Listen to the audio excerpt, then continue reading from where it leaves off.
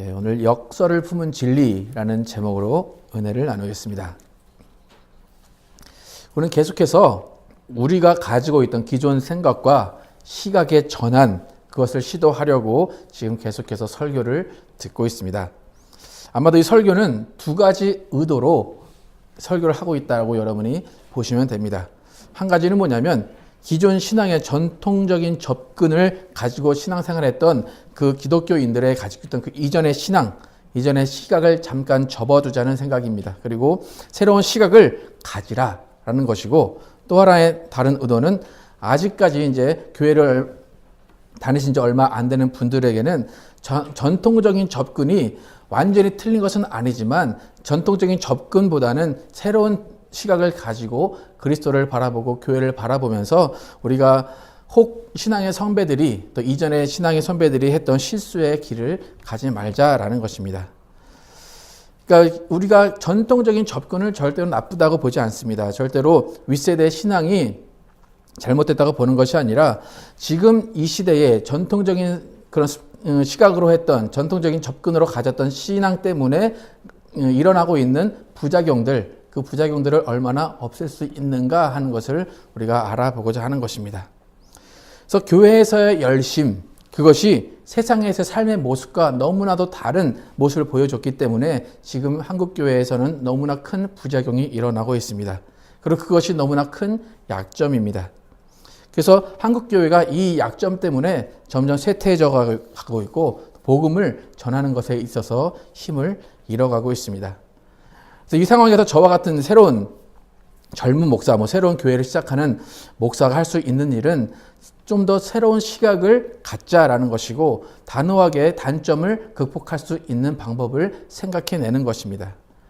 왜냐하면 그런 것들이 지금 이 세대에 이루어지지 않는다면 지금은 세상이 교회를 조롱하지만 조금 더 나아가서는 이제 우리 집에 함께 살고 있는 때로는 모태신앙인 우리의 자녀들이 이성적으로 판단할 나이가 되면 그때 부모의 교회, 부모의 신앙을 어쩌면 비판하고 조롱할 때가 올 수 있기 때문입니다. 그래서 우리가 그 시대를 정말 슬기롭게 맞기 위해서 전통적인 접근보다는 새로운 시각을 가지고 하나님을 바라보는 신앙이 필요하다라는 것입니다.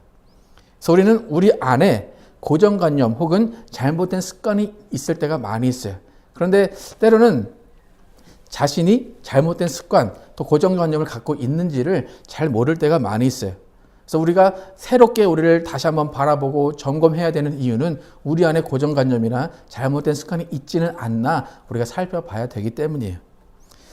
근데 저는 성악을 이제 전공했기 때문에 성악 레슨을 이제 쭉 이렇게 해오면서 느끼는 건 뭐냐면 새롭게 이제 성악을 새로 시작하는 학생들이 있고 또 1년 혹은 2년 그 레슨을 받아온 학생들이 있는데 그 두 학생들을 비교하면 새로운 학생들을 가르치는 것보다 한 1, 2년 배워온 학생들을 가르치는 것이 한 3, 4배 정도 힘들다는 것을 많이 느끼게 됩니다.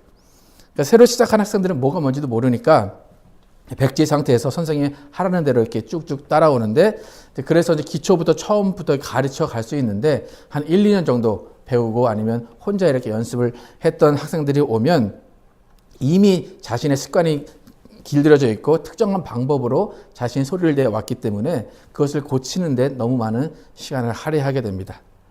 그러니까 소리를 먼저 내기 전에 호흡이 받쳐지고 그다음에 호흡이 받쳐진 그 상태에서 소리를 내야 되는데 대부분 1, 2년 배우다 온 사람들은 노래를 하는 기교, 소리를 내는 기교가 더 많이 나타나요. 그래서 그 기교 때문에 이 기초가 무너져 버릴 때가 많이 있어요.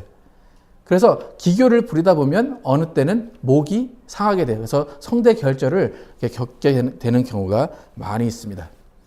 여러분, 성대 결절 혹시 이제 가수들이나 그런 사람들 성대 결절도 많이 겪게 되고 어떤 일상의 사람들도 성대 결절을 많이 겪는데 성대가 왜 상하는지 혹시 아십니까? 성대가 왜 상할까요?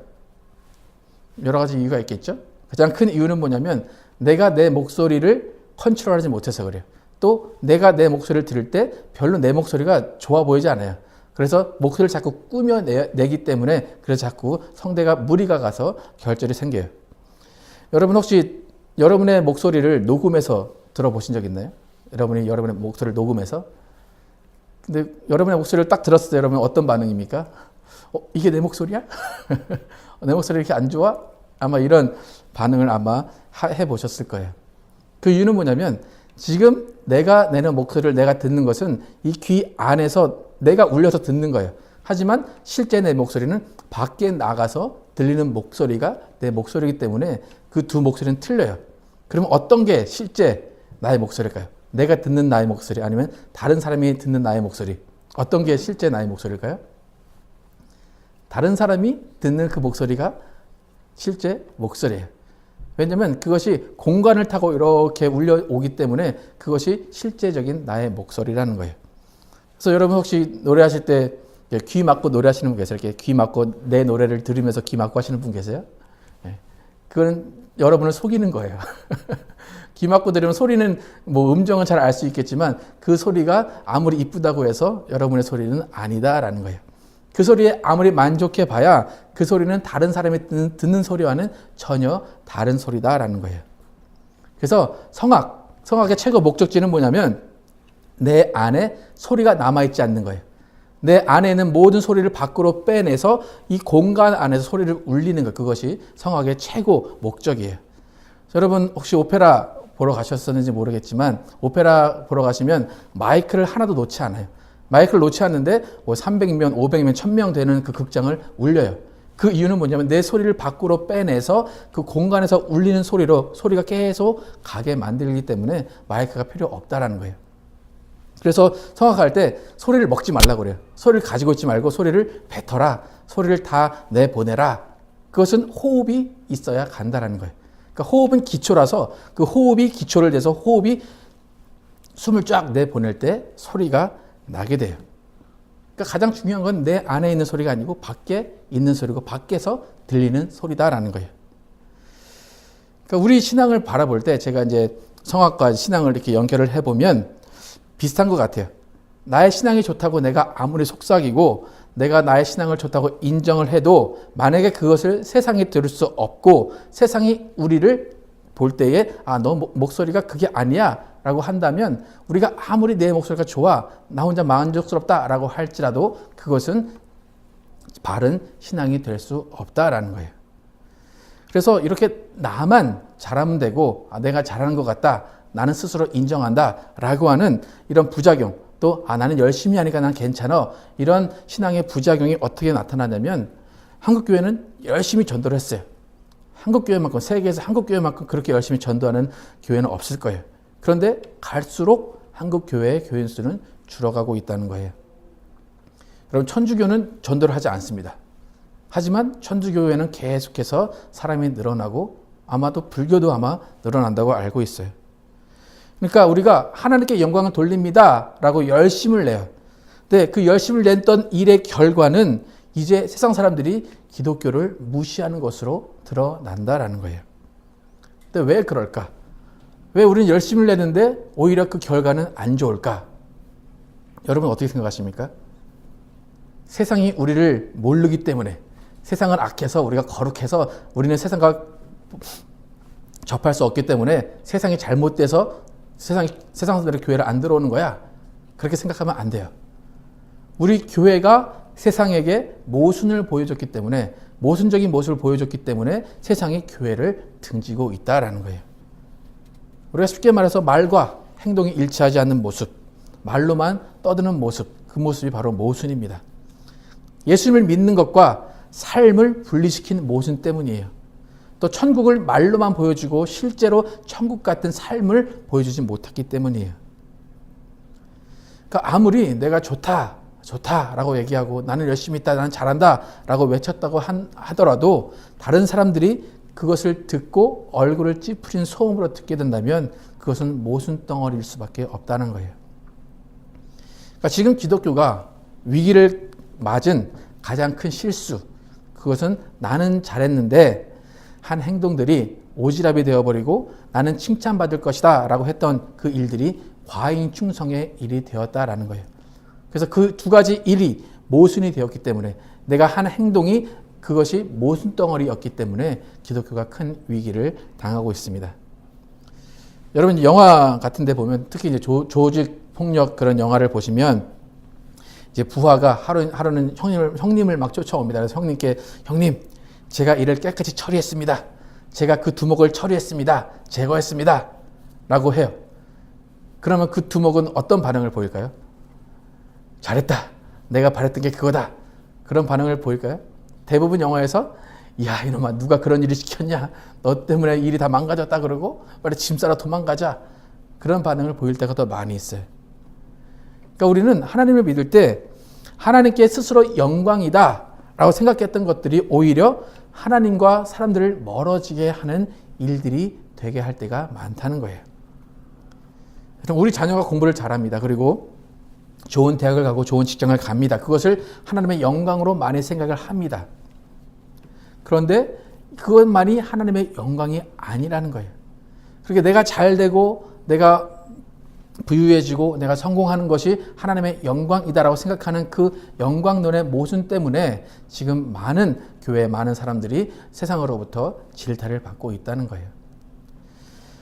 오늘 본문 요한복음 12장 23절과 25절에서는 오히려 예수님은 영광에 대해서 내가 잘 나가는 것, 내가 성공하는 것 그것이 아니라 오히려 내가 초라하게 십자가에 돌아가는 것, 십자가에 죽는 것이 영광이다라고 예수님은 말씀하세요. 한번 오늘 본문 요한복음 12장 23절에서 25절을 함께 같이 읽어보겠습니다. 시작. 예수께서 대답하여 가라사대 인자의 영광을 얻을 때가 왔도다. 내가 진실로 진실로 너에게 이르노니 한 알에 밀이 땅에 떨어져 죽지 아니하면 한 알 그대로 있고 죽으면 많은 열매를 맺느니라. 자기 생명을 사랑하는 자는 잃어버릴 것이요 이 세상에서 자기 생명을 미워하는 자는 영생하도록 보존하니라. 23절에서 예수님은 지금 영광을 얻을 때가 왔다라고 말씀하세요. 근데 예수님이 지금 영광을 얻을 때, 이때는 어떤 때죠? 실제적으로는 예수님이 십자가를 져야 될 때라는 거예요. 죽을 때라는 거예요. 초라하게 죄인의 모습으로 죽어야 할 때, 그때를 예수님은 영광의 때라고 말씀을 하세요. 예수님이 이렇게 때로는 비유로도 말씀을 많이 하셨고 때로는 이해할 수 없는 그런 말씀을 많이 하셨어요. 그래서 예수님이 말씀하시는 이런 어법을 뭐라고 하냐면 역설이라고 해요. 역설. 우리가 이제 하나님의 뜻이라는 책에서 이제 역설에 대한 그런 개념을 많이 알았는데 역설은 뭐냐면 얼른 보기에 모순되거나 불합리해 보이지만 면밀히 고찰해 보면 깊은 의미의 진실을 숨기고 있는 의미를 숨기고 있다는 것을 우리가 표현할 때 역설을 표현을 해요. 그러니까 자기 생명을 사랑하는 자는 잃어버리고 자기 생명을 미워하는 자는 보존하리라. 세상의 관점으로 이것은 역설이고 이것은 어떻게 보면 모순이에요. 그죠? 내가 내 몸을 잘 관리하기 위해서 나를 사랑해서 다이어트도 하고 약도 먹고 내 몸을 잘 관리해야 내가 생명을 보존하는 것인데 오히려 내 생명을 미워해야 영생하도록 보존한다 라고 하시는 이 말씀은 정말 모순처럼 보여요. 하지만 이것은 역설이라는 거예요. 여러분 진리는 어려운 게 아니에요. 하지만 진리 안에는 역설을 품고 있다는 사실을 여러분이 아셔야 돼요. 진리는 역설을 품고 있다. 그러니까 진리가 어렵다라고 생각되는 이유는 뭐냐면 그냥 표면적으로 볼 때는 모순 같아 보이는 거예요.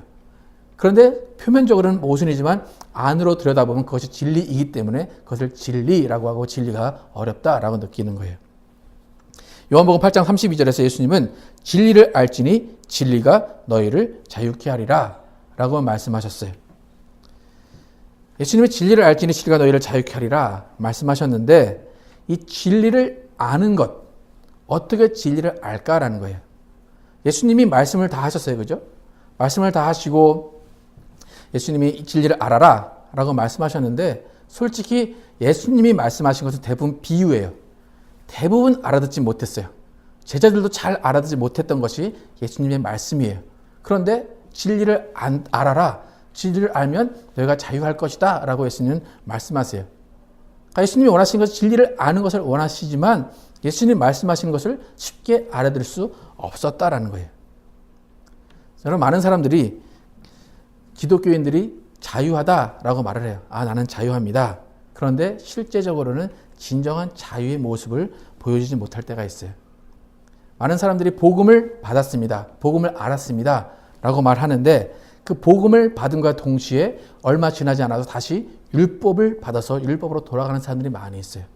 오늘 복음을 받아 자유했습니다 했는데 그 다음에 성경을 얼마나 읽어야 되냐, 기도를 얼마나 해야 되냐, 내가 무엇을 해야 되냐라고 계속 그것을 되뇌기는 그런 사람들이 많아진다라는 거예요. 우리는 진리를 알기 위해서는 진리 안에 담겨있는 역설을 바로 이해해야 됩니다. 그래야 진리를 알고 자유할 수 있다는 거예요. 그러면 역설이 뭔지, 성경에서 어떤 역설을 말하고 있는지, 역설의 의미가 뭔지 한번 살펴볼게요. 여러분, 우리는 이미 구원받은 자들이에요. 그렇죠? 여러분 구원 받았습니까? 라고 할 때 노라고 할 사람은 아무도 없어요. 여러분 이미 구원 받으셨습니까? 예. 그렇다면 우리는 아직 구원을 이루어야 하는 인생을 살아야 합니다. 맞습니까, 여러분? 이미 구원을 받은 자들인데 아직 구원을 이루어가야 하는 인생을 살아야 한다. 이 말이 모순 같습니까? 역설 같습니까? 이 말이 이해가 가십니까, 여러분? 이미 구원받은 자들인데 아직 구원을 이루어가야 된다. 이 안에 진리가 있어요. 그럼 이 진리 안에는 역설이 들어있다라는 거예요. 또 우리는 이미 새로운 피조물이에요. 예수 그리스도께서 죽으셔서 우리를 새로운 피조물로 만들어 주셨어요. 하지만 아직 우리는 새로운 피조물로 되어가는 중이다. 여러분 이 말이 모순으로 들리십니까? 역설로 들리십니까? 새로운 피조물인데 이미 아직 새로운 피조물로 살아내야 하는 인생이 남아 있다는 거예요. 마지막으로 다시 한번 또 하나, 우리는 이미 옛사람이 죽었다라고 그래요. 그죠? 예수와 함께 옛사람이 죽었다. 그런데 이미 옛사람이 죽었지만 아직 우리 안에는 옛사람의 흔적이 남아 있다라는 거예요.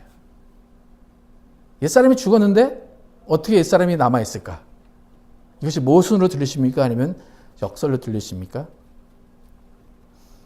여러분 제가 이제 지금 세 가지 예를 들었는데 이 세 가지 예에서 앞에 제가 강조한 것과 뒤에 강조한 것 그 두 가지 중에서 어떤 단어가 여러분 귀에 들리십니까?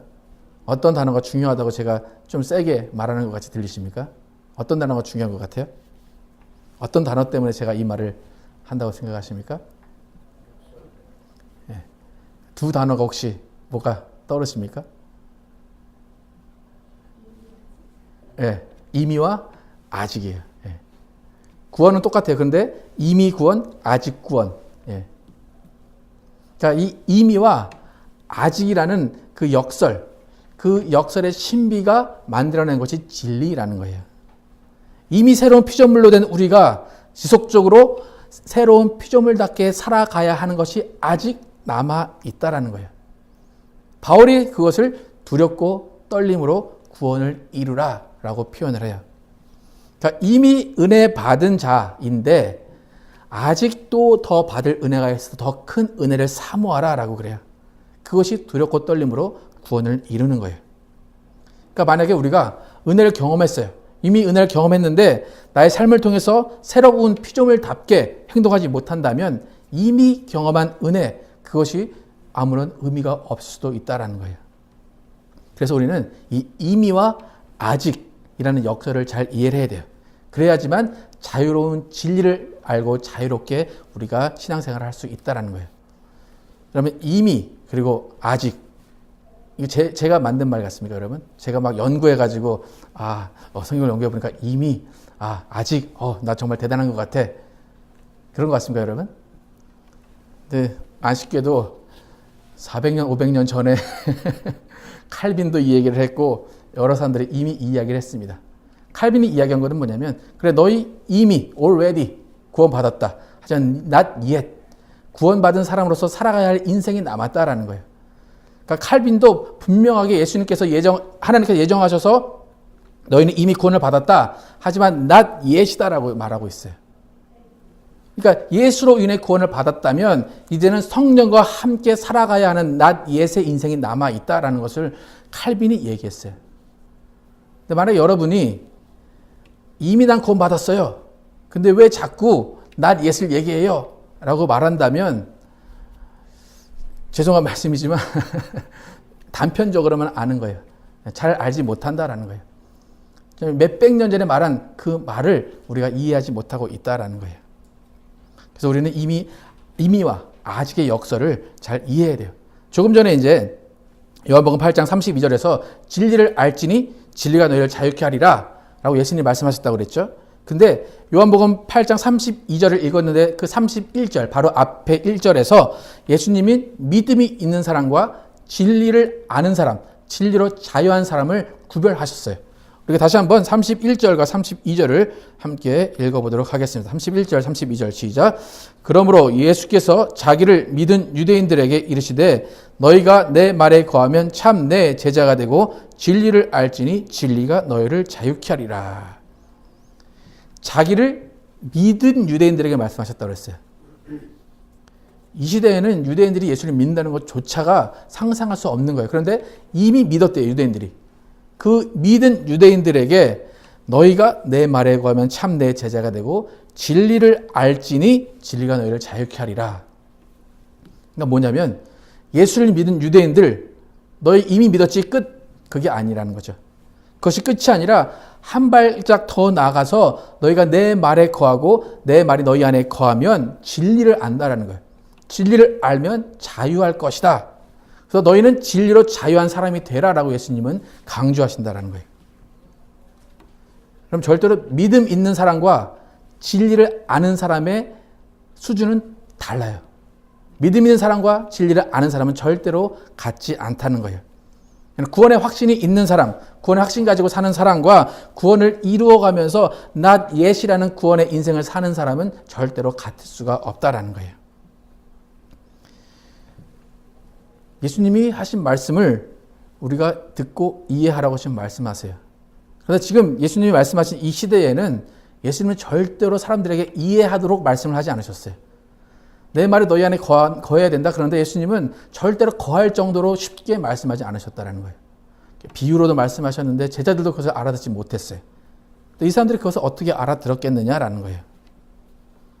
그러니까 예수님은 지금 진리를 말씀하고 계시지만 너희가 이미 믿었다. 이미 새로워졌지만 이 새로워진 이 진리, 그 진리를 너희 안에 가지고 너희가 그것을 이해하고 너희가 그것을 삶에서 적용해야 된다라고 말씀하신다라는 거예요. 그러니까 우리가 아까 역설로 살펴봤듯이 이미 온전하다. 하지만 아직 온전을 향해 자라가야 된다라는 거예요. 우리는 이 진리를 알 때, 이 역설의 진리를 알 때 참 자유할 수 있다라는 것입니다. 여러분 자유함이라는 것을 예수를 믿고 참 자유를 아는 사람이 있고 예수를 믿고도 자유함을 모르는 사람이 있습니다. 여러분 예수를 믿는 믿음이 있으십니다. 그러면 예수를 믿는 믿음 다음에는 진리를 아는 그 진리를 알고 자유하는 자유함이 있기를 바랍니다. 과정이에요. 믿음이 먼저 있고 그 다음에 진리를 알고 자유하는 거예요. 너무나 또 우리가 주위를 볼 때 너무나 자유한 사람이 있죠. 그죠? 믿음도 없는 것 같은 너무 자유해요. 다 내 마음대로 해요. 그것도 안 돼요. 진리를 알기 전에 믿음이 있어야 되고 그 믿음으로 인해서 진리를 알고 자유를 얻게 된다라는 것입니다. 그래서 우리는 예수님으로부터 은혜를 받은 그것을 믿고 그 다음에 그 믿음을 가지고 진리를 알고 자유하는 과정을 통해서 우리가 예수님과 함께 걸어가고 성령과 함께 생활하는 삶을 살아야 됩니다. 여러분 진리를 안다라는 것이 왜 필요할까? 한번 생각을 해보세요. 왜 자유해야 될까? 진리를 알고 자유해야 된다. 기독교 역사에서 가장 큰 이단이고 가장 큰 교회에 혼란을 많이 줬던 것 중에 하나가 영지주의예요. 영지주의가 외치는 것은 뭐냐면 진리를 많이 알아야 하나님을 많이 깨달아야 내가 하늘에서 상을 받고 구원을 받는다라는 거예요. 여러분 진리를 많이 알아야 구원을 받고 상을 받을까? 그럴 것 같습니까, 여러분? 성경은 단순히 예수를 주로 시인하면 예수를 믿으면 구원받는다라고 그래요. 그런데 진리는 왜 필요할까라는 거예요. 진리를 왜 알아야 될까라는 거죠. 진리를 알아야 되는 이유는 뭐냐면 내 삶 가운데 진리를 아는 자유로운 삶을 살기 위해서다라는 거예요. 여러분, 여러분의 진리를 아십니다. 그러면 여러분이 아는 진리는 교회에서 드러나지 말아야 돼요. 진리를 안다는 것은 삶에서 증명이 돼야 돼요. 그러니까 우리가 진리를 안다. 대부분 말씀을 통해서 우리가 깨달았다. 그것을 교회 안에서 드러내려고 하니까 그것은 교만으로밖에 끝나지 않는다라는 거예요. 여러분, 교회 안에서는 어쩌면 믿음이면 충분해요. 믿음과 순종이면 충분해요. 진리를 알고 자유한 것은 내 삶을 버리는 데 필요하다는 거예요. 자유함. 그것은 내가 마음대로 하겠습니다. 그것이 아니라 내가 예수님으로 인해서 예수님만으로도 자유합니다. 내가 돈에 얽매이지 않겠습니다. 내가 내 욕심에 얽매이지 않겠습니다. 내가 내 삶에 얽매이지 않겠습니다라는 것이 자유예요. 그럼 그 자유는 교회가 아니라 세상에서 삶으로 드러내야 된다는 거예요. 내 생명을 미워하며 내 영원한 생명을 찾는 것, 그것이 진리를 아는 것이고 그것이 자유함을 찾는 거예요. 이제는 내가 없고 오직 예수 그리스도만 사신다. 그것이 진리를 아는 것이고 그것이 자유함을 얻는 인생을 사는 것입니다. 여러분, 우리 안에 내 힘이 남아있으면 절대로 자유할 수가 없어요. 나의 힘이 남아있으면 절대로 그것은 자유한 게 아니에요. 모든 운동이나 그 예술에도 역설이 담겨 있어요. 혹시 수영 혹시 잘 하시는 분이 계신지 모르겠는데 모든 수영이나 모든 운동에는 근육이 필요해요. 처음에 근육을 키워서 스트로크를 잘할 수 있게 근육을 키워야 돼요. 하지만 그 근육이 다 키워진 다음에 근력이 다 가져진 다음에는 반드시 해야 되는 것이 힘을 빼는 거예요. 몸에서 힘을 빼야지만 물에 뜨고 빨리 앞으로 나갈 수 있고 그 근육을 잘 쓸 수 있어요. 그러니까 우리가 믿음이라는 것도 마찬가지예요. 믿음이라는 힘이 있어요. 믿음이라는 힘이 있는데 그 힘이 자라나면 최종적으로는 그 힘이 발휘해서 나의 존재가 없어져야 된다는 거예요. 나를 다 내버려야 된다는 거예요. 그래야지만 그 믿음의 힘이 나타나고 그 믿음의 힘으로 인해서 진리를 알고 자유할 수 있다라는 거예요. 그래서 여러분이 예수를 믿은 경험이 있고 예수를 믿는 믿음이 있다면 그 다음에는 그 진리를 알게 하시는 성령님께서 여러분의 인생을 이끌고 가셔야 돼요. 그러니까 여러분의 인생을 성령께서 이끌고 가시기 위해서는 여러분이 힘을 빼고 있어야 돼요.